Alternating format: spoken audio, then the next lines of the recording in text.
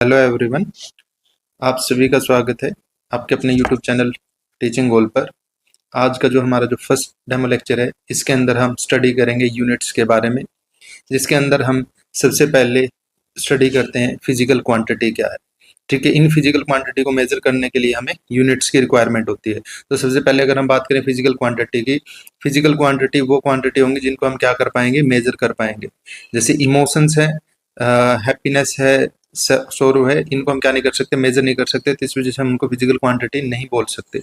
लेकिन physical quantity वो वाली क्वांटिटी होती है जिनको हम मेजर कर सकते हैं और जिसकी हेल्प से हम लॉज ऑफ फिजिक्स है उनको एक्सप्लेन कर पा रहे हैं। ठीक है, जैसे अगर हम बात करें फोर्स, मास और एक्सेलरेशन, ये सारी कैसी क्वांटिटी हैं, फिजिकल क्वांटिटी है, और इनके हेल्प से हम जो न्यूटन्स लॉ ऑफ मोशन है उसको क्या कर पा रहे हैं, एक्सप्लेन कर पा रहे हैं। तो जो फिजिकल क्वांटिटी अपने पास क्या होंगी, ऐसी क्वांटिटी जिनको हम मेजर कर पाएंगे और उनकी हेल्प से लॉज ऑफ फिजिक्स उसको हम एक्सप्लेन कर पाएंगे।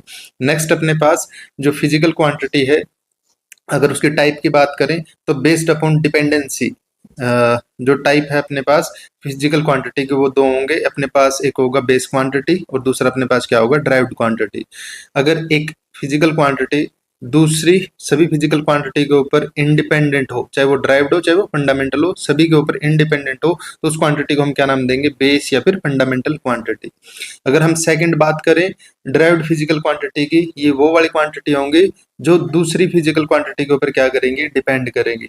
जैसे वेलोसिटी है, फोर्स है, ये कैसी क्वांटिटी है, ड्राइव्ड फिजिकल क्वांटिटी है। हम इनको दूसरी फंडामेंटल क्वांटिटीज की हेल्प से क्या कर सकते हैं, डिराइव कर सकते हैं। नेक्स्ट अगर हम सेकंड टाइप की बात करें तो जो नेक्स्ट क्लासिफिकेशन है वो अपने पास किसके ऊपर होगी, डायरेक्शनल प्रॉपर्टीज के ऊपर बेस। अगर हम बात करें डायरेक्शन के ऊपर बेस, अपने पास जो फिजिकल क्वांटिटी हम उसको तीन क्लास में क्या कर सकते हैं, क्लासिफाई कर सकते हैं।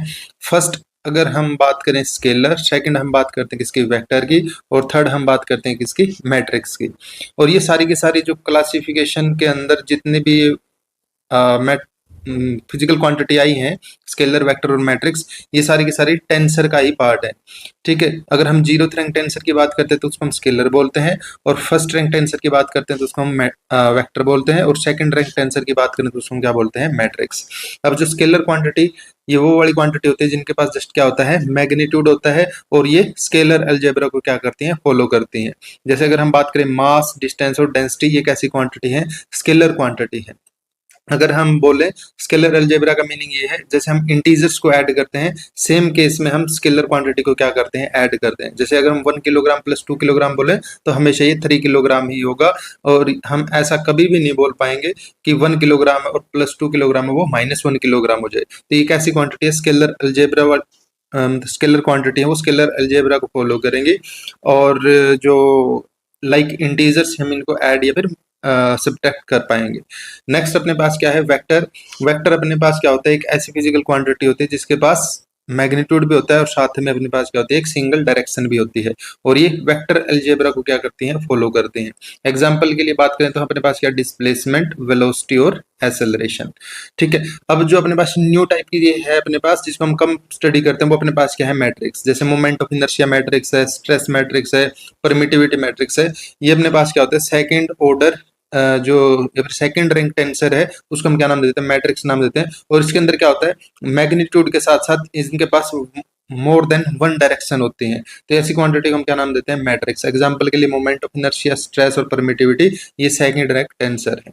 ठीक है, तो अभी तक जो हमने इसमें डिस्कस किया कि जो फिजिकल क्वांटिटी है वो अपने पास डायरेक्शन के ऊपर बेस तीन टाइप की है अपने पास, स्केलर, वेक्टर और मैट्रिक्स। और सेकंड अपने पास डिपेंडेंसी के ऊपर बेस्ड बेस क्वांटिटी और डिराइव्ड क्वांटिटी। अब जो ये क्वांटिटी है, इनको मेजर करने के लिए हमें रिक्वायरमेंट पड़ती है किसकी, यूनिट की। किसकी, यूनिट की। अगर हम एक फिजिकल क्वांटिटी लेंथ कंसीडर कर लें, से मान लो ए बी अपने पास एक लेंथ एलिमेंट है जिसकी लेंथ कितनी अपने पास 5 मीटर है, तो यहाँ पे जो ये मीटर है ना, ये अपने पास क्या है, यूनिट है, और 5 क्या है अपने पास, ये मैग्नीट्यूड है, या फिर एक ये बोल सकते हैं नंबर है।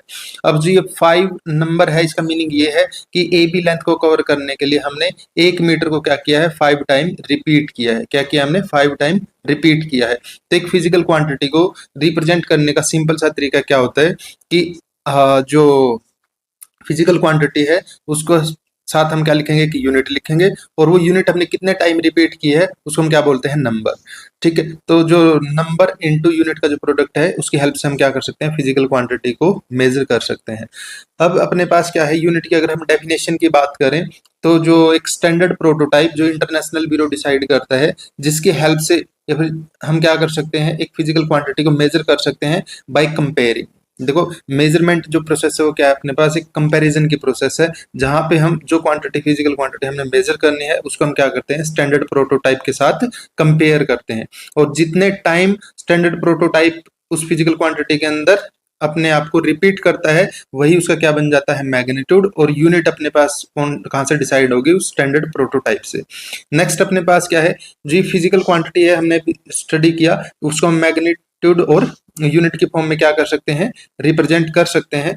तो यहाँ पे अपने पास क्या होगा, जैसे अगर हमने अभी देखा कि ए बी लेंथ वो 5 मीटर और 500 सेंटीमीटर के बराबर है, तो यहाँ पे हमें एक चीज देखनी है, वो क्या है कि गिवन क्वांटिटी के लिए हमेशा जो क्वांटिटी है वो नंबर और यूनिट का प्रोडक्ट होगी, और गिवन क्वांटिटी के लिए नंबर और जो यूनिट है उसका प्रोडक्ट हमेशा क्या रहेगा, कांस्टेंट रहेगा। और यहाँ से हम एक कंक्लूजन निकाल सकते हैं कि जो नंबर है वो हमेशा यूनिट के क्या होगा, इनवर्सली प्रोपोर्शनल होगा।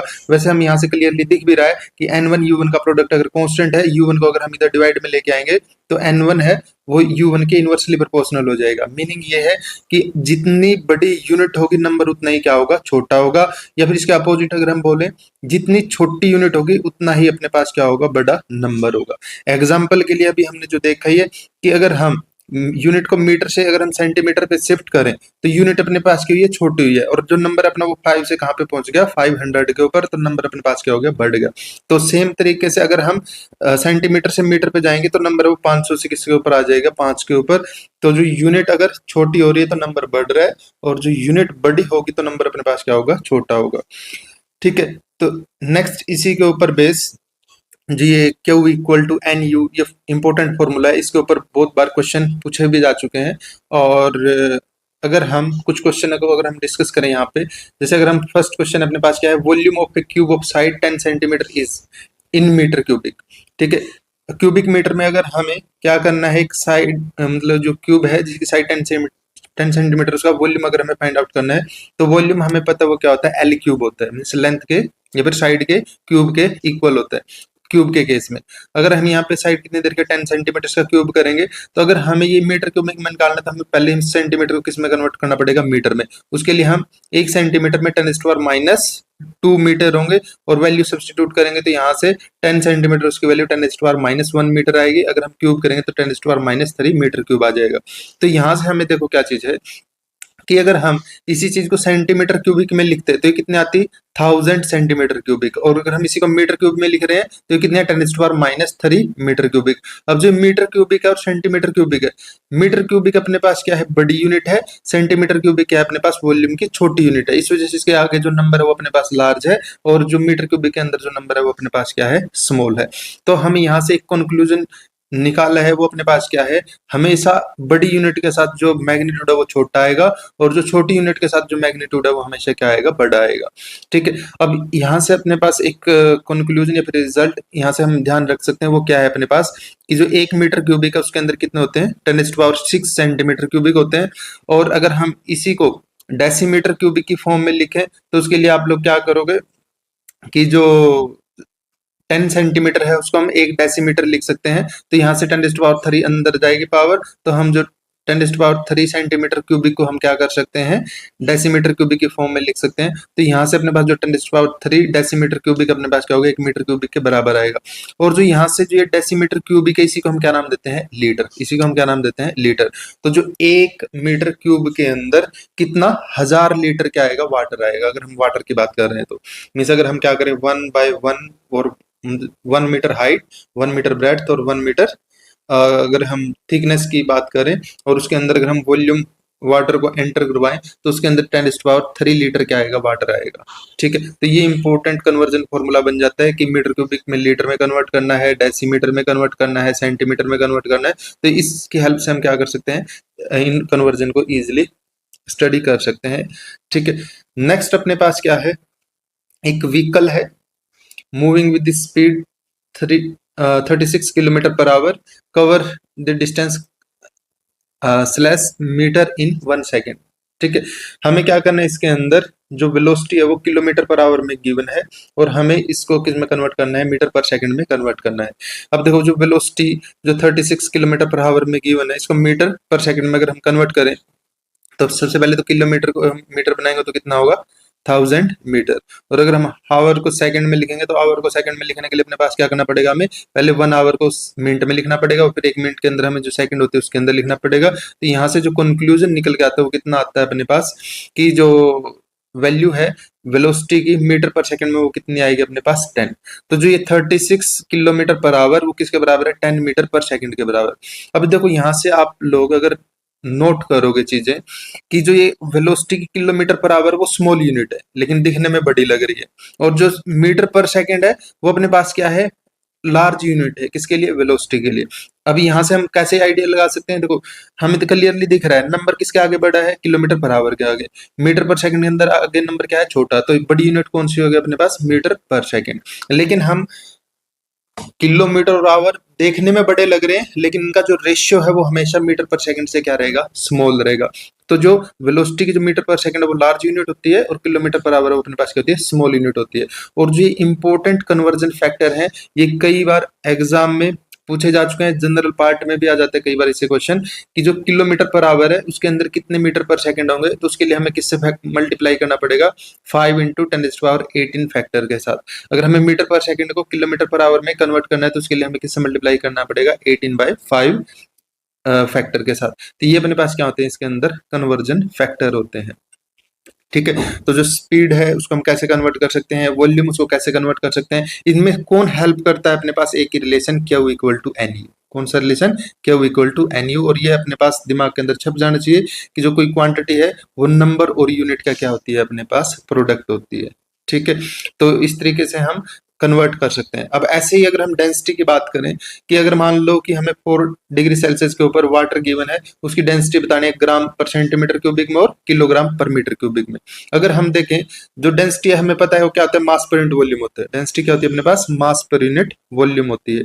अगर हम मास की बात करें तो वो कितना है अपने पास, 1 ग्राम, और जो वॉल्यूम कितना है 1 सेंटीमीटर क्यूबिक। तो जो 1 ग्राम पर सेंटीमीटर क्यूबिक ये डेंसिटी होती है किसकी, वाटर की। अगर हम इसी को किस में कन्वर्ट करना हो, किलोग्राम पर मीटर क्यूबिक में, तो उसके लिए पहले तो 1 ग्राम में कितने किलोग्राम होंगे, 10⁻³ किलोग्राम। 1 सेंटीमीटर में कितने मीटर होंगे उसका क्यूब करेंगे, तो यहाँ से हमें रिलेशन क्या निकल के आएगा, 10⁻³ किलोग्राम पर मीटर क्यूबिक। अब यहाँ से देखो जो डेंसिटी है ग्राम पर सेंटीमीटर क्यूबिक के आगे तो नंबर कितना है, 1। किलोग्राम पर मीटर क्यूबिक के आगे नंबर कितना है, 10⁻³। अब इसमें बड़ी यूनिट कौन सी है, जिसके आगे नंबर छोटा है। तो जो ग्राम पर सेंटीमीटर क्यूबिक है वो बड़ी यूनिट है लेकिन दिखने में हमें छोटी लग रही है क्योंकि यहाँ पे ग्राम है और सेंटीमीटर है। लेकिन वहां पे अपने पास क्या है, किलोग्राम और मीटर है। लेकिन जो किलोग्राम जो मीटर क्यूबिक है वो नीचे वाला जो फैक्टर है, इस मीटर वाले क्यूबिक वाले फैक्टर की वजह से यूनिट क्या बन रही है अपने पास, स्मॉल बन रही है। तो जो क्वांटिटी हमें बड़ी दिख रही है, या जो यूनिट हमें बड़ी दिख रही है जैसे किलोग्राम, मीटर क्यूबिक, इनकी वजह से जरूरी नहीं कि वो बड़ी हो, डिपेंड करता है कि उनका रेशियो क्या है, मल्टीप्लाई क्या है, उसके डिपेंडिंग अपॉन जो नेट यूनिट है वो हमेशा वो वाली यूनिट बड़ी होगी जिसके आगे नंबर क्या होगा, छोटा, और जिसके आगे नंबर अपने पास क्या होगा, बड़ा, उस यूनिट को हम क्या नाम मतलब क्या कंसिडर करेंगे, छोटी। तो इस तरह से हम क्या कर सकते हैं, Q = NU इस फॉर्मूले से हम कन्वर्ट कर सकते हैं किसी भी फिजिकल क्वांटिटी को। ठीक है, एक यूनिट से दूसरे यूनिट के अंदर। नेक्स्ट अपने पास कंसेप्ट आता है किसका, सिस्टम ऑफ यूनिट का। सिस्टम ऑफ यूनिट क्या होता है अपने पास, देखो जैसे अभी हमने बहुत सारी यूनिट स्टडी की, जैसे मास है, लेंथ है, टाइम है, ये कैसी, ये बहुत सारी यूनिट है। अब सभी यूनिट को कंबाइन करके हमने क्या बना दिया, एक कंप्लीट सेट ऑफ यूनिट बनाया और उसको क्या नाम दिया गया, सिस्टम ऑफ यूनिट। क्या नाम दिया गया, सिस्टम ऑफ यूनिट। अब जो सिस्टम ऑफ यूनिट है ये टाइम के साथ क्या हुआ, इवॉल्व हुआ है। सबसे पहले जो अपने पास सिस्टम ऑफ यूनिट था अपने पास वो क्या था, CGS सिस्टम, जिसके अंदर हम लेंथ को सेंटीमीटर में और जो मास है उसको ग्राम में, और जो सेकंड है सॉरी जो टाइम है उसको हम किस में मेजर कर रहे थे, सेकंड में। अब इसकी ड्रॉबैक ये थी कि जो ये यूनिट है वो अपने पास क्या थी, छोटी थी, इस वजह से इनके आगे जो नंबर है वो अपने पास हमेशा क्या आते हैं, लार्ज आते हैं। जैसे अभी इसी के हमने डिस्कस किया कि लेंथ जहाँ पे अगर 5 मीटर थी तो उसके अंदर वो अगर हम सेंटीमीटर में देखें तो उसके अंदर वो डिस्टेंस कितने, मतलब जो मैग्नीट्यूड वो कितना हो गया था, 500 यूनिट हो गया था।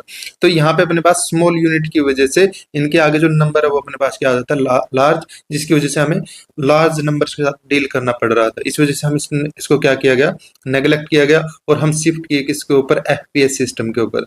एफपीएस सिस्टम के अंदर क्या होता है, जो डिस्टेंस है वो फुट में मेजर की जाती है, जो मास है वो पाउंड में मेजर किया जाता है, और जो टाइम है वो सेकंड में मेजर किया जाता है। अब इस फुट पाउंड सेकंड सिस्टम के अंदर ड्रॉबैक ये थी कि इसमें जो कन्वर्जन फैक्टर है वो डिफिकल्ट थे। जैसे अगर हम बात करें 1 पाउंड की, अगर मास की फॉर्म में देखें तो लगभग ये 450 ग्राम के बराबर होता है। जो ये 450 ग्राम जो 1 पाउंड के बराबर है, तो ये 450 जो फैक्टर है वो अपने पास क्या है, एक डिफिकल्ट कन्वर्जन फैक्टर है। तो इसमें जो कन्वर्जन फैक्टर वो क्या थे, अपने पास डिफिकल्ट थे। इस वजह से इसको भी हटा दिया गया ब्रिटिश सिस्टम को, मतलब ब्रिटिश सिस्टम ऑफ यूनिट को हम फिर शिफ्ट किए किसके ऊपर, एमकेएस के ऊपर। एमकेएस के अंदर क्या होता है, जो लेंथ है उसको हम मीटर में, जो मास है उसको किलोग्राम में, और जो टाइम है उसको हम सेकंड में मेजर करते हैं। और इसकी अपने पास क्या थी, कमी ये थी कि इस एमकेएस सिस्टम को हम जस्ट किस में के लिए यूज कर सकते हैं, मैकेनिक्स वाली ब्रांच के लिए यूज कर सकते हैं। मींस फिजिक्स की जो मैकेनिक्स वाली ब्रांच है जहाँ पे हम मोशन और रेस्ट की स्टडी करते हैं, वहीं पे हम इस मीटर, किलोग्राम और सेकंड को क्या कर सकते हैं, यूज कर सकते हैं। अब नेक्स्ट जो अदर फील्ड है फिजिक्स के, जैसे थर्मोडायनेमिक्स के इंट्रोडक्शन के बाद क्या हुआ, टेम्परेचर आ गया, इलेक्ट्रिसिटी के बाद क्या आ गया, करंट आ गया। तो अदर सिस्टम ऑफ यूनिट को, जैसे मतलब अदर फील्ड को हमने मतलब एक्सपोजर दिया, तो उस केस में अपने पास अलग अलग और भी यूनिट अपने पास क्या आई, निकल के आई, और उन सभी यूनिट को मतलब इंक्लूड किया गया किसके अंदर, इंटरनेशनल सिस्टम ऑफ यूनिट के अंदर। तो जो एसआई सिस्टम ऑफ यूनिट जो हम करंटली हम यूज कर रहे हैं, जिसको हम इंटरनेशनल सिस्टम ऑफ यूनिट भी बोल सकते हैं, और ये डेवलप और रिकमेंड किया गया था किसके द्वारा, general conference on weight and measures in 1971। ठीक है, और इसके अंदर क्या है, जस्ट जो एमके सिस्टम है उसको हमने क्या किया है, मॉडिफाई किया है। इस वजह से इसको हम क्या बोल सकते हैं, रेशनलाइज्ड एमके सिस्टम भी बोल सकते हैं। रेशनलाइज्ड एमके सिस्टम का मीनिंग ये है, जो एमके सिस्टम के अंदर जो यूनिट थी वो तो एज इट इज है ही, इसके अंदर हमने साथ में क्या किया है, और कुछ यूनिट को क्या किया है, ऐड किया है। और इस रेशनलाइज्ड एमके सिस्टम या फिर जो इंटरनेशनल सिस्टम ऑफ यूनिट के अंदर 7 फंडामेंटल यूनिट और जो 2 सप्लीमेंट्री यूनिट है उनको क्या किया गया, कंसीडर किया गया। जो ये 7 फंडामेंटल यूनिट थी इसके अंदर वो कौन कौन सी थी, एक अपने पास मास, लेंथ और टाइम, ये तो एमकेएस वाली एज इट इज है। अब जो 4 एक्स्ट्रा फंडामेंटल यूनिट वो कौन कौन सी थी, कि टेम्परेचर के लिए, एक अपने पास इलेक्ट्रिक करंट के लिए, और एक क्वांटिटी ऑफ मैटर के लिए, और एक अपने पास ल्यूमिनस इंटेंसिटी के लिए। ल्यूमिनस इंटेंसिटी के लिए जो यूनिट है वो कैंडेला है, उसका सिंबल ये CD है। क्वांटिटी ऑफ मैटर के लिए मोल है, सिंबल ये है। करंट के लिए एम्पियर है, सिंबल ये है। टेम्परेचर के लिए केल्विन है, तो सिंबल ये है। और जो टाइम और जो लेंथ और किलोग्राम है, जो मास है, ये अपने पास पहले वाली यूनिट थी। और इसके अलावा जो 2 सप्लीमेंट्री यूनिट है वो किसके लिए है, एंगल के लिए है। एक अपने पास प्लेन एंगल के लिए है और दूसरी सॉलिड एंगल के लिए है। प्लेन एंगल के लिए अपने पास क्या है, रेडियन, और जो सॉलिड एंगल है उसके लिए अपने पास यूनिट क्या है, स्टीरेडियन। नेक्स्ट अपने पास जितने भी 7 फंडामेंटल यूनिट्स हैं और जो 2 सप्लीमेंट्री यूनिट है, इनकी डेफिनेशन कई बार एग्जाम में पूछ ली जाती है। अगर हम इन डेफिनेशन को स्टडी करते हैं 1 बाय 1, जैसे अगर हम फर्स्ट मास की बात करें तो उसकी यूनिट क्या थी, किलोग्राम। अगर हम 1 किलोग्राम यूनिट डिफाइन करवाना हो तो 1 किलोग्राम यूनिट क्या होता है, कि जो एक प्रोटोटाइप का जो मास जो बनाया गया है किधर, प्लेटिनम इरिडियम एलोय का, और जो ये कैसा ब्लॉक था अपने पास, ये सिलेंड्रिकल ब्लॉक बनाया गया था प्लेटिनम इरिडियम एलोय का, जिसकी हाइट और डायमीटर दोनों क्या थे अपने पास बराबर, और उसकी वैल्यू कितनी थी, 3.9 सेंटीमीटर। और जो ये ब्लॉक बना था इसी के मास को क्या कंसीडर कर लिया गया, 1 किलोग्राम। इसी के मास को क्या किया गया, कंसीडर किया गया 1 किलोग्राम। तो 1 किलोग्राम मास क्या अपने पास, एक स्टैंडर्ड प्रोटोटाइप सिलेंड्रिकल बॉडी है जिसके अंदर प्लेटिनम इरिडियम एलोय से मिलकर बनी है, और जिसके जो मास है उसको कितना कंसीडर किया गया है, 1 किलोग्राम। अब इसी के अंदर जैसे क्वेश्चन है, एक क्वेश्चन आया हुआ वो क्या है अपने पास, which of the following organisation is responsible for recommending the practical system of units of measurement. इसका जो देखो, जो ये प्रैक्टिकल सिस्टम ऑफ यूनिट्स है मेजरमेंट के लिए, कौन डिसाइड करता है, कौन सी ऑर्गेनाइजेशन डिसाइड करती है, और उस ऑर्गेनाइजेशन का नाम अपने पास क्या है, BIMP, मतलब bureau of international system of units. और इसका जो अदर लैंग्वेज है अपने पास वो bureau international dashboards it measures, ये अदर फ्रेंच या फिर लेटिन अदर लैंग्वेज के अंदर लिखा हुआ है, हम इससे ज़्यादा लेना देना नहीं है। अपने पास इसकी जो शॉर्ट फॉर्म है BIMP, ये अपने पास इंटरनेशनल ऑर्गेनाइजेशन है जो यूनिट को क्या करती है, डिसाइड करती है कि किस क्वांटिटी के लिए कौन सी यूनिट होगी। और ये अभी जो करंट में जो KVS NVS 2025 में क्वेश्चन आया था। ठीक है, नेक्स्ट अपने पास क्वेश्चन मतलब जो पॉइंट है वो अपने पास क्या है, मीटर की जो लेंथ की जो यूनिट होती है मीटर, वो 1 मीटर लेंथ है वो कितनी होती है।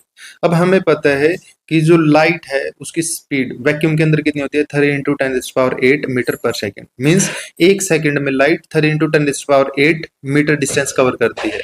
अगर हम लाइट की बात करें, अगर वो 1/3 सेकेंड के अंदर कितनी लेंथ कवर करेगी, उसको हम क्या नाम दे देंगे, 1 मीटर। क्या नाम दे देंगे, 1 मीटर। तो 1 सेकेंड के 3 × 10⁸ हिस्से में लाइट ने कितनी डिस्टेंस या फिर कितना पाथ ट्रेवल किया वैक्यूम के अंदर, वो अपने पास क्या है, 1 मीटर। इसके अलावा एक दूसरी डेफिनेशन भी है कि जो एक क्रोमियम है वो क्या करता है, रेड ऑरेंज कलर की रेडिएशन को एमिट करता है। और जो रेड ऑरेंज कलर की जो रेडिएशन एमिट आउट हुई है उसकी वेवलेंथ का मतलब अगर उसकी अपने पास क्या होगी, वेवलेंथ होगी, जो एक वेव की जो लेंथ होगी, ये वेवलेंथ को अगर हम कितने टाइम, इतने टाइम रिपीट कर दें और वो अपने पास जो टोटल लेंथ बनेगी उस टोटल लेंथ को हम क्या नाम देंगे, 1 मीटर। तो जो इतने मीन्स 16 50 763.73 जो वेवलेंथ है, अगर हम इन वेवलेंथ की डिस्टेंस को कैलकुलेट करें तो वो अपने पास क्या बन जाएगी, 1 मीटर। तो ये अपने पास डेफिनेशन है किसकी, 1 मीटर की। नेक्स्ट अगर हम देखें इसके अंदर डेफिनेशन है किसकी, अपने पास सेकंड की। तो सेकंड अपने पास, सेकंड की डेफिनेशन क्या होता है, जो एटॉमिक क्लॉक के अंदर भी हम यूज करते हैं। ये सेकंड की डेफिनेशन क्या होती है, एक अपने पास सीजियम एटम होता है, उस सीजियम एटम के अंदर अगर हम हाइपर फाइन लेवल देखें ग्राउंड स्टेट के, देखो ये लेवल कैसे बनते हैं इसको देखते हैं एक बार। कि जैसे अगर हम जस्ट क्वांटम नंबर को कंसीडर करें तो वहां पे हमें जस्ट क्या मिलेंगे, एनर्जी लेवल मिलेंगे। ठीक है, और उसको हम क्या बोलेंगे, एटॉमिक स्ट्रक्चर। ठीक है, और अगर हम इसी में इलेक्ट्रॉन की स्पिन को भी कंसीडर कर लें और वहां पे LS कपलिंग की हेल्प से जो एनर्जी लेवल बनाए, तो वो अपने पास क्या बनेगी, फाइन स्ट्रक्चर। वो क्या बनेगी, फाइन स्ट्रक्चर। अब इसी के साथ अगर हम जो न्यूक्लियस उसकी स्पिन को भी कंसीडर कर लें तो वहां से अपने पास जो एटॉमिक एनर्जी लेवल वो मॉडिफाई होके मिलेंगे, उनको हम क्या नाम देंगे, फाइन स्ट्रक्चर। तो फाइन स्ट्रक्चर अपने पास कहाँ से आती है, या फिर जो फाइन स्ट्रक्चर जो लाइन है वो हमें कहाँ से मिलती है, अगर हम न्यूक्लियस के कंट्रीब्यूशन को भी क्या कर लें, कंसीडर कर लें, तो वहां पे हमें क्या देखने को मिलती है, फाइन स्ट्रक्चर। तो सीजियम एटम के ग्राउंड स्टेट की जो फाइन स्ट्रक्चर है उससे जो दो एनर्जी लेवल बने हैं उनके बीच में जैसे ट्रांजिशन होगी, तो इस ट्रांजिशन से अपने पास क्या होगी, एक रेडिएशन एमिट आउट होगी। और इस रेडिएशन का कुछ ना कुछ टाइम पीरियड होगा। मीन्स जैसे अगर अपने पास एक ये रेडिएशन एमिट आउट हुई है तो इस रेडिएशन ने जो एक कंप्लीट पीरियड या फिर एक कंप्लीट साइकिल जो कितने टाइम में पीरियड कंप्लीट किया है उसको हम क्या नाम देते हैं, पीरियड ऑफ रेडिएशन।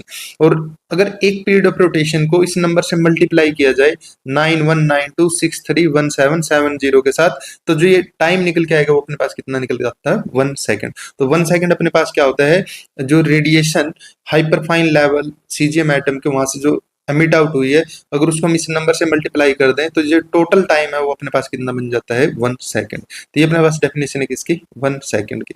नेक्स्ट अपने पास जो फोर्थ क्वांटिटी है वो अपने पास क्या है, केल्विन। केल्विन अपने पास क्या है कि 1/273.16 part of the triple point of water. देखो जो वाटर होता है, ये ट्रिपल पॉइंट हम स्टडी करते हैं थर्मोडायनेमिक्स के अंदर। इसके अंदर क्या होता है कि जो वाटर है वो साइमल्टेनियसली लिक्विड, सॉलिड और गैसियस फेज में को एग्जिस्ट कर सकता है एक पर्टिकुलर टेम्परेचर के ऊपर। उस टेम्परेचर को हम क्या नाम देते हैं, ट्रिपल पॉइंट। और ये ट्रिपल पॉइंट वाटर का कितना होता है, 273.16 केल्विन। अगर मैं इसी को 273.16 के साथ डिवाइड कर दूं तो जो ये टेम्परेचर वो हमें कितना निकल के आएगा, 1 केल्विन। तो जो 1 केल्विन टेम्परेचर क्या है अपने पास, 273.16 पार्ट है किसका, ट्रिपल पॉइंट ऑफ वाटर का। अगर हम बात करें किसकी, अगर हम एक और डेफिनेशन की बात करें, अब हमें एक चीज और पता है कि जो वाटर का जो बॉइलिंग टेम्परेचर है, फिर बॉइलिंग पॉइंट है, वो कितना होता है, 273.15 केल्विन। और अगर हम बात करें किसकी, मेल्टिंग पॉइंट की, वो कितना होता है, 273.15 केल्विन। तो जो 373 में से 273 अगर हम सब्ट्रैक्ट करेंगे, मीन्स अगर हम बॉइलिंग पॉइंट और मेल्टिंग पॉइंट का जो डिफरेंस देखेंगे तो वो कितना आएगा अपने पास, 100 केल्विन। और इसको अगर हम 100 से डिवाइड करेंगे तो रिजल्ट कितना निकल के आएगा, 1 केल्विन। तो हम 1 केल्विन को difference of boiling point and melting point of water का अगर हम 100th पार्ट भी बोल सकते हैं क्या, 1 केल्विन।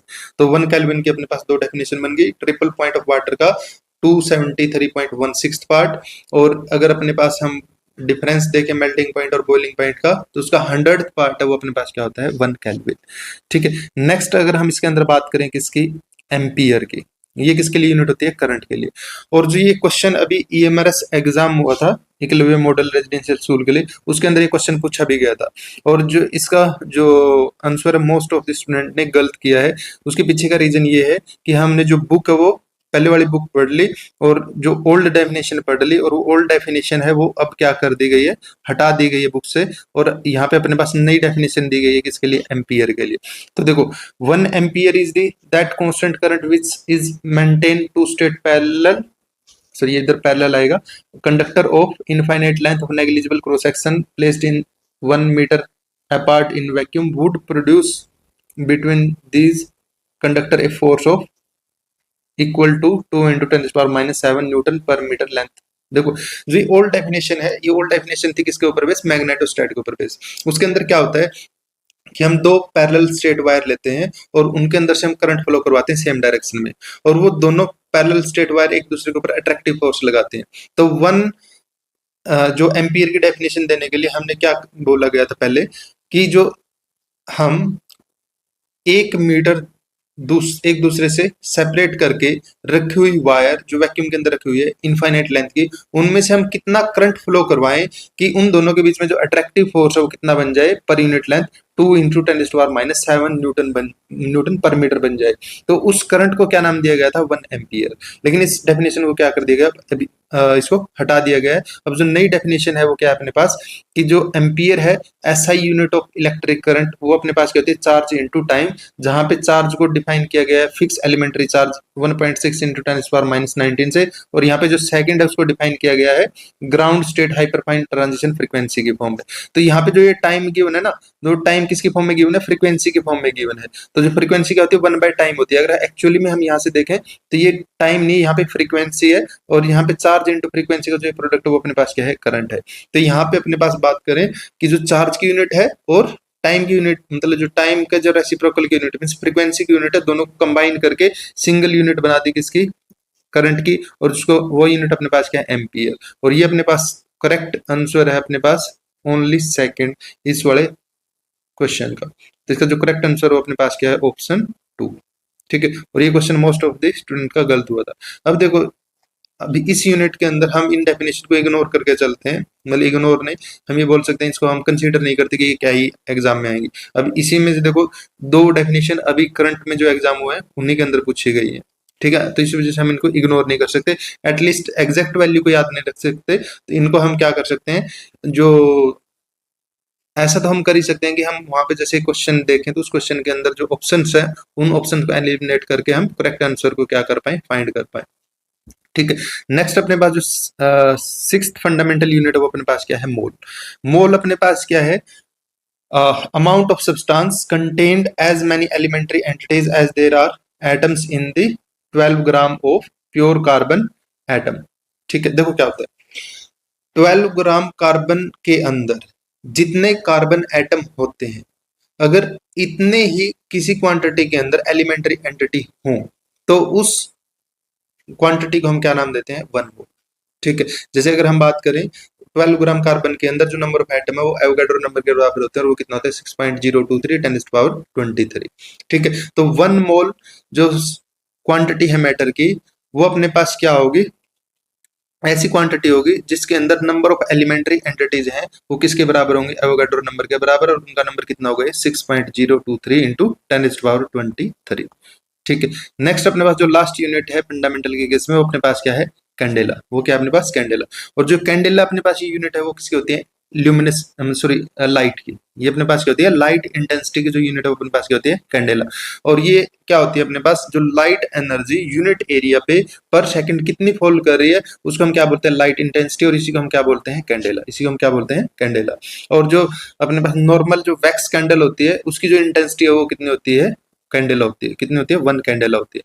जो नॉर्मल वैक्स कैंडल की जो इंटेंसिटी उसको हम 1 कैंडेला ही बोलते हैं। और अगर हम दूसरे केस में जो स्पेशल इसकी डेफिनेशन दी गई वो क्या है अपने पास, किसी भी गिवन डायरेक्शन में जो एनर्जी पर यूनिट एरिया पर सेकंड उसकी वैल्यू को हम 1 कैंडेला बोलेंगे। अगर एक सोर्स से जो एमिटेड लाइट है अगर उसकी फ्रीक्वेंसी कितनी है 5.4 10^14 हर्ट्ज और वो कितनी रेडिएंट एनर्जी को मतलब रेडिएंट इंटेंसिटी उसकी वो कितनी है 1.683 वाट पर स्टेरेडियन अगर वो एमिट आउट कर रहा है, तो इस केस में जो यूनिट एरिया के ऊपर पर सेकंड जो एनर्जी फॉल होगी लाइट इंटेंसिटी वो कितनी होगी अपने पास 1 कैंडेला। तो ये इसकी अपने पास क्या है 1 कैंडेला की एक डेफिनेशन है कि 1 कैंडेला है वो क्या होगा। ठीक है, नेक्स्ट अपने पास क्या है, जो दो सप्लीमेंट्री यूनिट है वो अपने पास क्या है, एक रेडियन और एक अपने पास क्या होती है स्टीरेडियन, और ये किसकी होती है एंगल की। जो ये रेडियन अपने पास यूनिट होती है किसकी प्लेन एंगल की, और ये प्लेन एंगल की जो यूनिट है रेडियन, इसको हम 1 रेडियन तब बोलेंगे एंगल को जब अपने पास क्या होगा आर्क लेंथ और रेडियस दोनों क्या हो जाएंगी बराबर। तो एक सर्कल के सेंटर के ऊपर अगर एक आर्क लेंथ जो एंगल सेंटर के ऊपर बनाएगी उस एंगल को हम 1 रेडियन बोलेंगे अगर वो आर्क लेंथ और सर्कल की रेडियस दोनों क्या हो बराबर हो, मींस डी एस और डी आर क्या हो जाए दोनों बराबर हो जाए, तो उस केस में डी थीटा या फिर एंगल है उसको हम क्या बोल देंगे 1 रेडियन। और जो हमें एक चीज पता है कि जो कंप्लीट एंगल है सॉरी हाफ एंगल है एक लाइन के ऊपर जो एंगल बनता है लाइन के ऊपर कंप्लीट एंगल कितना बनता है, ये अगर अपर हाफ में देखें तो कितना बनता है 180 डिग्री का, और इसी को हम क्या बोलते हैं पाई रेडियन, इसे हम क्या बोलते हैं पाई रेडियन। और अगर हम कंप्लीट एंगल की बात करें तो कंप्लीट एंगल वो कितने का बनता है 2 पाई रेडियन का, कितने बनता है 2 पाई रेडियन का, इसको हम ये बोल सकते हैं 360 डिग्री का, कितना बोल सकते हैं 360 डिग्री का। तो यहाँ से हमें एक चीज पता है कि जो पाई रेडियन है वो कितना होता है 180 डिग्री के बराबर होता है। अगर हम यहाँ से 1 रेडियन की वैल्यू निकालें तो पाई को इधर डिवाइड में लेके जाएं वैल्यू बाई मतलब 22/7 अगर सब्स्टिट्यूट करें तो वैल्यू 1 रेडियन की वो कितनी निकल के आती है 57.7 डिग्री। तो यहाँ से हमें एक चीज और पता चल गई कि जो एंगल है उसकी जो यूनिट है रेडियन वो क्या है लार्ज यूनिट है, और जो डिग्री है वो अपने पास क्या है स्मॉल यूनिट है। और हमें यहाँ से पता चलता है कि जो एक रेडियन है वो 57.7 डिग्री के बराबर है। मीन्स अगर हम एक डिग्री को 57.7 टाइम रिपीट करें तो वहां पे अपने पास जो एंगल बनता है वो कितना बनता है 1 रेडियन का।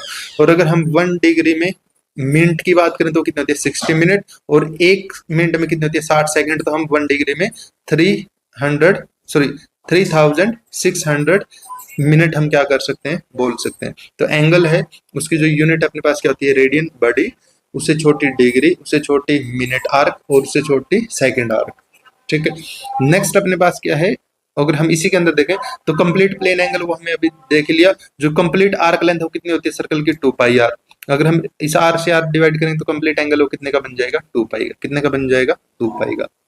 और यहाँ पे एक इंपॉर्टेंट पॉइंट है जो ध्यान में रखना है, वो अपने पास क्या है जो एल और आर मीन जो अगर हम थीटा की वैल्यू L/R बोल रहे हैं जहाँ पे एल क्या है आर्क लेंथ, आर क्या है रेडियस, तो अगर ये एल और आर दोनों मीटर में है तो जो थीटा वो हमेशा किस में होगा रेडियन में होगा, थीटा किस में होगा हमेशा रेडियन में होगा। नेक्स्ट अगर हम बात करें किसकी सॉलिड एंगल की स्टीरेडियन की, तो स्टीरेडियन अपने पास क्या होता है सॉलिड एंगल। अब जो ये सॉलिड एंगल वो किस क्या कैसे बनता है कि जो ये सरफेस है ना वो सरफेस किसी भी पॉइंट के ऊपर कितना एंगल बनाएगा उस एंगल को हम क्या नाम देते हैं स्टीरेडियन, और ये हमेशा किसके बराबर होता है area element to the radius square के बराबर होगा। अगर हम एक स्फीयर कंसीडर करें जिसका एरिया हमने कंसीडर किया कितना डी उसके सेंटर के ऊपर जिसकी रेडियस कितनी है आर, उसके ऊपर जो सॉलिड एंगल है वो डी ओमेगा बनेगा और वो किसका रेशियो होगा DA/R² का। और अगर हम एरिया एलिमेंट मतलब DA और जो रेडियस का स्क्वायर अगर वो दोनों बराबर ले लें तो जो टोटल एंगल है जो एंगल है वो डी ओमेगा वो कितना बन जाएगा 1 स्टीरेडियन, वो कितना बन जाएगा 1 स्टीरेडियन। और अगर हम बात करें कंप्लीट सॉलिड एंगल की तो वो कंप्लीट सॉलिड एंगल ओमेगा वो किसके बराबर होता है, अगर हम टोटल एरिया की बात करें तो कितना होगा 4πr², और अगर हम r² से डिवाइड करेंगे तो टोटल सॉलिड एंगल वो कितने का होगा 4π स्टीरेडियन का। जो टोटल सॉलिड एंगल है वो कितना का होता है 4π स्टीरेडियन का या फिर 720 डिग्री का, कितने का होगा 720 डिग्री का। और अगर हम प्लेनर एंगल की बात करें तो कंप्लीट प्लेनर एंगल वो कितने का होता है 2 पाई रेडियन का, कितने का होता है 2 पाई रेडियन का। नेक्स्ट अगर अपने पास हम कुछ इंपॉर्टेंट प्रैक्टिकल यूनिट है उनकी बात करें, देखो क्या है कि ये तो अपने पास क्या थी 7 फंडामेंटल यूनिट और 2 सप्लीमेंट्री यूनिट, ये SI सिस्टम बनाते हैं और इनके हमने क्या की है 1 बाय 1 हर एक जो यूनिट है उसकी डेफिनेशन स्टडी की है और उसके अंदर इंपॉर्टेंट पॉइंट्स है या फिर इंपॉर्टेंट जो क्वेश्चन आए हुए हैं वो डिस्कस किए हैं। नेक्स्ट अपने पास क्या है, कुछ प्रैक्टिकल यूनिट हैं जो हम डेली लाइफ के अंदर यूज करते हैं, जैसे लार्ज डिस्टेंस को मेजर करने के लिए, स्मॉल डिस्टेंस को मेजर करने के लिए जो इंपॉर्टेंट प्रैक्टिकल यूनिट है उनको हम क्या करेंगे, स्टडी करेंगे। इसके अंदर अब हम फर्स्ट बात करें क्या है अपने पास, एस्ट्रोनॉमिकल यूनिट। क्या होती है अपने पास, एस्ट्रोनॉमिकल यूनिट। तो जो एस्ट्रोनॉमिकल यूनिट क्या होती है, सन के सेंटर से अर्थ के सेंटर के बीच की जो एवरेज डिस्टेंस है उसको हम क्या नाम देते हैं, एस्ट्रोनॉमिकल यूनिट। और 1 एस्ट्रोनॉमिकल यूनिट है उसकी वैल्यू कितनी होती है, 1.5 10⁻11 मीटर। ये हमें क्या करनी है, याद रखनी है, कितनी होती है, 1.5 × 10⁻11 मीटर। और ये एस्ट्रोनॉमिकल यूनिट है वो किसकी यूनिट है, डिस्टेंस की यूनिट है। किसकी यूनिट है, डिस्टेंस की। अगर हम बात करें नेक्स्ट अपने पास क्या है, लाइट ईयर। जो लाइट ईयर, देखो नाम में ईयर आ रहा है और ये ऐसा लग रहा है कि टाइम की यूनिट है, लेकिन ये यूनिट किसकी है अपने पास, डिस्टेंस की। और ये लार्ज डिस्टेंस की यूनिट है। और जो लाइट ईयर डिस्टेंस है वो क्या होती है अपने पास, लाइट ने वैक्यूम के अंदर, लाइट ने वैक्यूम के अंदर 1 ईयर में कितनी डिस्टेंस ट्रेवल की है उसको हम क्या नाम देते हैं, लाइट ईयर। क्या नाम देते हैं, लाइट ईयर। तो distance travel by light in vacuum in 1 year, उसको हम क्या नाम देंगे, 1 लाइट ईयर। और उसकी वैल्यू कितनी होगी, 9.46 10⁻15 मीटर। 9.46 10⁻15 मीटर। इसको हम निकाल भी सकते हैं। देखो स्पीड क्या होती है, डिस्टेंस बाय टाइम। क्या होती है, डिस्टेंस बाय टाइम। अगर हमें स्पीड पता है, टाइम पता है, हम डिस्टेंस निकाल लेंगे। स्पीड हमें पता है, डिस्टेंस बाय टाइम है। अगर मैं टाइम को इधर ले जाऊं तो डिस्टेंस है अपने पास वो 1 लाइट ईयर क्या बन जाएगी, स्पीड कितनी है सी, टाइम कितना अपने पास टी। तो टाइम कितना है 1 ईयर का, तो पहले तो 1 ईयर को हम सेकंड में कन्वर्ट करेंगे। और डिस्टेंस कितने में अपने पास मीटर में निकालनी है, तो जो वेलोसिटी ऑफ मीटर पर सेकंड में गिवन है, तो टाइम हमें किस में चाहिएगा, सेकंड में चाहिएगा।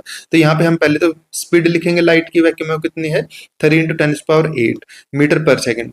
फिर हम टाइम लिखेंगे कितना, 1 ईयर। 1 ईयर को लिखने के लिए अपने पास क्या है, 1 ईयर में हमें पता है अप्रोक्सीमेट 365 दिन होंगे, एक दिन में 24 घंटे होंगे। और एक मतलब 24 घंटे में से एक घंटे में अगर हम बात करें तो 60 मिनट होगी, और एक मिनट के अंदर क्या होंगी, 60 सेकंड होगी। तो जो 1 ईयर के अंदर इतनी नंबर ऑफ क्या होंगी, सेकंड होंगी। और ये अपने पास क्या है, स्पीड, दोनों को मल्टीप्लाई करेंगे तो ये वैल्यू वो कितनी निकल के आएगी, 9.46 10⁻15 मीटर। ठीक है। नेक्स्ट अपने पास जो बड़ी यूनिट है वो अपने पास क्या है सबसे, वो क्या है, पार्सेक। वो क्या है अपने पास, पार्सेक। अब देखो पार्सेक क्या होता है अपने पास, अगर हम एक सर्कल को कंसीडर कर लें जिसके सेंटर के ऊपर एंगल बनाया गया कितना, 1 मिनट का, सॉरी वो कितने का बनाया है, 1 सेकंड का। और जो आर्क लेंथ है वो कितनी है अपने पास, 1 एस्ट्रोनॉमिकल यूनिट। मींस एक ऐसे सर्कल की रेडियस जिसके अंदर एक आर्क लेंथ जिसकी लेंथ कितनी है, 1 एस्ट्रोनॉमिकल यूनिट, वो सेंटर के ऊपर कितना एंगल बनाए, 1 सेकंड का एंगल बनाए। तो उस सर्कल की जो रेडियस है उसको हम क्या नाम देंगे, 1 पार्सेक। क्या नाम देंगे, 1 पार्सेक।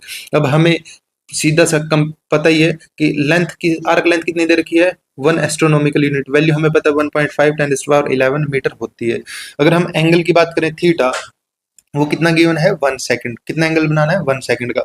तो 1 सेकंड एंगल को अगर हम किस में कन्वर्ट करना है, रेडियन में। अभी हमने पीछे इंपॉर्टेंट पॉइंट के अंदर डिस्कस भी किया था, क्या था कि जो थीटा इक्वल टू L/R वाले फॉर्मूले के अंदर अगर L और R मीन्स जो आर्क लेंथ और रेडियस अगर मीटर में गिवन है तो थीटा हमेशा किस में यूज करना है, रेडियन में। किस में यूज करना है, रेडियन में। और ये इंपॉर्टेंट पॉइंट है। कई बार आपको एंगल मिनट में, सेकंड में गिवन होगा और एल और आर ये मीटर में गिवन होगी, और आप सीधा एंगल को यूज करोगे तो वहां से जो आंसर है वो अपने पास इनकरेक्ट निकल के आएगा। तो हमेशा इस चीज को ध्यान में रखना है कि थीटा इक्वल टू L/R फॉर्मूले के अंदर एल और आर अगर मीटर में गिवन है तो थीटा को हमेशा किसमें यूज करना है, रेडियन में। किसमें यूज करना है, रेडियन में। तो जो थीटा है उसकी वैल्यू कितनी है, 1 सेकंड, और उसको हम रेडियन में कन्वर्ट कर लेंगे। तो उसके लिए पहले तो हम 1 सेकंड को मिनट निकालेंगे। तो उसके लिए हमें पता है 1 मिनट में कितने होते हैं, 60 सेकंड होते हैं। तो 1 सेकंड में कितनी मिनट होगी, 1/60 मिनट। तो ऐसे ही अपने पास क्या होगा कि 1 मिनट के अंदर कितनी होंगी, 1/60 डिग्री। ऐसे ही अपने पास 1 डिग्री के अंदर कितना होगा, π/180 रेडियन। तो इस तरीके से जो थीटा की वैल्यू है 1/60 × 1/60 × π/180 रेडियन अपने पास क्या होगी, एंगल की वैल्यू आ जाएगी। और थीटा इक्वल टू L/R है तो R को इधर ले जाओ, थीटा को इधर डिवाइड में ले आओ, तो यहाँ से R की वैल्यू हम निकाल सकते हैं। और वो कितना आएगी, 1 पार्सेक, और उसकी वैल्यू कितनी होती है, 3.1 × 10⁻16 मीटर। 3.1 × 10⁻16 मीटर। तो ये तीनों वैल्यू किसकी, पार्सेक, लाइट ईयर और एस्ट्रोनॉमिकल यूनिट, इन तीनों वैल्यू की डेफिनेशन और ये तीनों वैल्यू हमें क्या होनी चाहिए, याद होनी चाहिए। और ये किसके लिए होती हैं, लार्ज डिस्टेंस को मेजर करने में क्या होती हैं, यूज होती हैं। अब अगर हम बात करें पार्सेक, लाइट ईयर और एस्ट्रोनॉमिकल यूनिट के अंदर इन तीनों की वैल्यू से हमें क्लियरली दिख रहा है कि जो तीनों वैल्यू हमने किस में याद की है, मीटर में। और हमें क्लियरली दिख रहा है इसमें जो 1 पार्सेक है वो बड़ी यूनिट है, लाइट ईयर बीच वाली यूनिट है, और 1 एस्ट्रोनॉमिकल क्या है, छोटी यूनिट है। मीन छोटी यूनिट का कहने का मीनिंग यहाँ पे ये है कि जो जितनी बड़ी यूनिट है डिस्टेंस की, उनमें सबसे छोटी है वो अपने पास क्या है, 1 एस्ट्रोनॉमिकल यूनिट।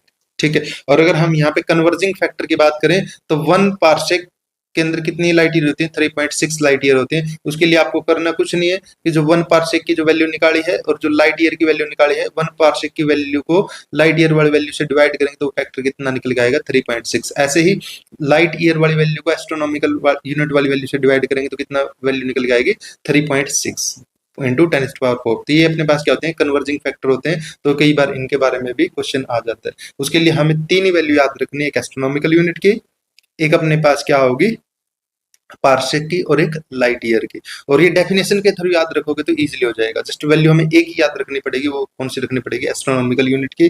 और वो वैल्यू कितनी होती है अपने पास, 1.5 इंटू 10⁻11 मीटर। ठीक है। और जो लार्ज डिस्टेंसेज है, इसी में अगर हम एक क्वेश्चन की बात करें, जो अपने सोलर सिस्टम का जो नियरेस्ट स्टार है वो क्या है अपने पास, अल्फा सेंचुरी। क्या है अपने पास, अल्फा सेंचुरी। और जो अल्फा सेंचुरी की भी जो दूरी है अपने अर्थ से वो कितनी है, 4.3 लाइट ईयर। वो क्या है अपने पास, 4.3 लाइट ईयर। ये छोट मतलब नॉर्मल क्वेश्चन बन जाता है, कई बार एग्जाम में पूछ भी सकते हैं कि नियरेस्ट स्टार अल्फा सेंचुरी की दूरी है, वो हम किस में मेजर करेंगे, उसको हम किस में मेजर करेंगे, यूनिट क्या होगी उसकी, लाइट ईयर होगी। उसकी यूनिट क्या होगी, हाँ, लाइट ईयर होगी। तो अल्फा सेंचुरी की दूरी अर्थ से उसको हम मेजर करते हैं किस में, लाइट ईयर में। और वो अप्रोक्सीमेट जो वैल्यू उसकी कितनी होती है, 4.3 लाइट ईयर। अब इसी के अलावा कुछ स्मॉल डिस्टेंसेज हैं जिनको भी हम क्या करते हैं, डेली लाइफ के अंदर यूज करते हैं। फर्स्ट अपने पास क्या है, 1 इंच। अंदर जो 1 इंच डिस्टेंस है, देखो आप लोगों ने स्केल देखा होगा, उस स्केल के अंदर दो लाइन लगी होती है, एक ऊपर की तरफ भी और एक नीचे की तरफ भी। जो नीचे वाला, जो ऊपर वाला स्केल होता है वो हमेशा सेंटीमीटर में होता है, और नीचे वाला स्केल किस में होता है, इंच में। आप आपके पास जो स्केल होगा उसको उठा के चेक करना कि जो ऊपर वाले स्केल से अगर हम कितने डिस्टेंस ले, 2.5 सेंटीमीटर, और नीचे वाले की अगर हम एक यूनिट लें तो वो दोनों क्या आएंगे अपने पास, बराबर आएंगे। वो दोनों क्या आएंगे, बराबर आएंगे। इसको हम ऐसा बोल सकते हैं कि 1 इंच के अंदर लगभग 2.5 सेंटीमीटर, 2.5 सेंटीमीटर होते हैं। मतलब जो 2.5 सेंटीमीटर लेंथ है, 2.5 सेंटीमीटर, वो अप्रोक्सीमेटली 1 इंच के बराबर होती है। ऐसी जो 1 फुट डिस्टेंस है वो किसके बराबर होती है, लगभग 30 सेंटीमीटर की। किसके बराबर होती है, 30 सेंटीमीटर के। तो ये 30.5 सेंटीमीटर की। इसको हम ऐसे आइडिया लगा सकते हैं, जो अपना एक स्केल जो 10 सेंटीमीटर का, अगर उसको हम 3 बार रिपीट कर दे तो अपने पास जो लेंथ बनेगी, जो नया स्केल बनेगा उसकी लेंथ वो कितनी होगी, 1 फुट। कितनी होगी, 1 फुट। नेक्स्ट अपने पास क्या है, 1 यार्ड। 1 यार्ड क्या है अपने पास, जो अपना जो स्केल बना है नया 30 सेंटीमीटर वाला, अगर उसको हम 3 बार रिपीट कर दें तो क्या बन जाएगी यूनिट, 1 यार्ड। क्या बन जाएगी, 1 यार्ड। या फिर ऐसा बोल सकते हैं कि जो एक स्केल है अपना 10 सेंटीमीटर वाला, उसको अगर हम लगभग कितने बार, 9 बार रिपीट कर दें, और जो नई लेंथ बनेगी वो अपने पास क्या बन जाएगी, 1 यार्ड। क्या बन जाएगी, 1 यार्ड। और अगर उसी को 10 बार रिपीट कर दें तो क्या बन जाएगी, 1 मीटर। क्या बन जाएगी, 1 मीटर। तो और एक और यूनिट अपने पास क्या है, 1 माइल, जो पुराने जमाने में यूज होती थी, कि जो बड़े बूढ़े वो यूज करते थे कि कितने मील दूरी है, कि हमारे गांव से ये गांव इतने मील दूर है। तो वो मील या फिर जो माइल है वो अपने पास क्या होता था, अप्रोक्सीमेटली 1.6 किलोमीटर के बराबर होता है। किसके बराबर होता है, 1.6 किलोमीटर के। इसको हम अप्रोक्सीमेटली ये बोल सकते हैं, जो 1.5 किलोमीटर है वो अप्रोक्सीमेटली कितना होता है, 1 माइल होता है। वो कितना होता है, 1 माइल होता है। तो ये क्वेश्चन के अंदर अगर वैसे तो ये कन्वर्जिंग फैक्टर दिए होते हैं, लेकिन कई बार हम इसको क्या करना पड़ सकता है, याद भी रखना पड़ सकता है। एग्जामिनर ये भी सोच सकता है कि उनको ये चीजें पता होंगी। ठीक है। नेक्स्ट अपने पास जो लास्ट क्वेश्चन है अपने पास आज का, वो अपने पास क्या है, calculate the number of astronomical unit in 1 metre. ठीक है। अभी देखो, हमने एक एस्ट्रोनॉमिकल यूनिट के अंदर मीटर देखे थे, कितने थे, मतलब एक एस्ट्रोनॉमिकल यूनिट कितने किसके बराबर थी, 1.5 10⁻11 मीटर के बराबर थी। अब हम ये पूछ ले कि 1 मीटर में कितने एस्ट्रोनॉमिकल यूनिट है, तो उसके लिए हम क्या करेंगे, इस नंबर को क्या करेंगे, नीचे ले आएंगे। नंबर को क्या करेंगे, नीचे डिवाइड में ले आएंगे। तो 1 मीटर के अंदर कितने एस्ट्रोनॉमिकल यूनिट होगी, 6.6 10⁻12। और ये ऐसा नंबर आप लोगों ने कहीं पे देखा हुआ है, कहाँ पे देखा हुआ है, ग्रेविटेशनल कांस्टेंट, जहाँ पे F इक्वल टू G/m/r² की बात करते हैं न्यूटन्स लॉ ऑफ ग्रेविटेशन के अंदर। वहां पे जो ग्रेविटेशनल कांस्टेंट उसकी वैल्यू अप्रोक्सीमेटली इतनी होती है। क्या होती है, अपने पास इतनी होती है।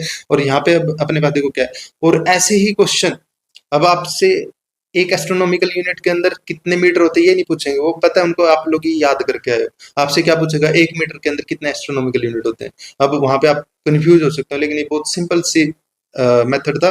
क्या, Q equal to n u रख दो, Q equal to n u रख दो। अब हमें पता है एक एस्ट्रोनॉमिकल यूनिट किसके बराबर है, इतने मीटर के बराबर है। तो हमें इतने मीटर में एस्ट्रोनॉमिकल यूनिट निकालना है, तो नंबर को इधर हम क्या करेंगे, डिवाइड में ले आएंगे। नंबर को क्या करेंगे, डिवाइड में ले आएंगे। ऐसा ही क्वेश्चन पूछा जाता है क्या, कि जो 1 कूलम चार्ज है, क्या बोला, जो 1 कूलम चार्ज है उसके अंदर कितने नंबर ऑफ इलेक्ट्रॉन होते हैं, 1 कूलम चार्ज के अंदर कितने नंबर ऑफ इलेक्ट्रॉन होते हैं, ये क्वेश्चन आ जाता है।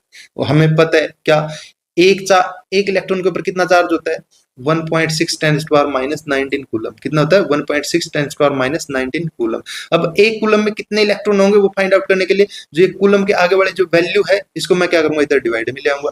इधर वैल्यू को डिवाइड में लेके आएंगे तो 1/1.6 टेन पावर माइनस 19 इलेक्ट्रॉन किसके बराबर होगा, 1 कूलम के बराबर होगा। अगर मैं इसको ऊपर ले जाऊं और जो कन्वर्ट करके जो वैल्यू आएगी वो अपने पास क्या आ जाएंगे, इलेक्ट्रॉन। तो यहाँ से हम ये बता सकते हैं 1 कूलम के अंदर, 1 कूलम चार्ज के अंदर अप्रोक्सीमेटली कितने इलेक्ट्रॉन होंगे।